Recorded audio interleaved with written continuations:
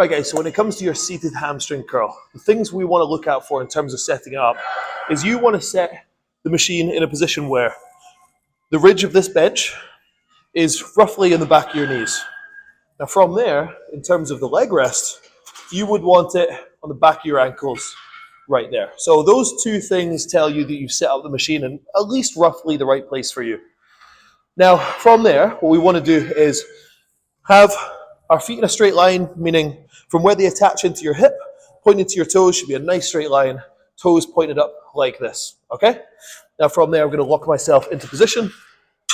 Make sure I'm nice and tight, because what you'll notice about a seated hamstring curl is, as you start the movement, you might slide around in the seat. So you wanna make sure you're as tight as possible, okay? Don't be in pain, but as tight as possible without actually being in pain is the best way to go. Now from here, I'm gonna aim to keep my toes pointed to the ceiling just to help engage my hamstrings and isolate them a little bit better. I'm gonna place my hands on the leg, secure here. I'm gonna push myself back into the bench, keeping my toes up. I'm then gonna contract my hamstrings, think about driving my heels towards my glutes, and control on the way back up. Heels to glutes, control on the way back up.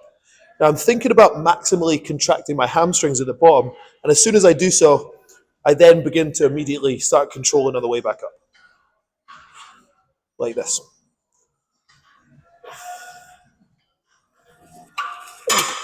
And that is it for the seated hamstring curl.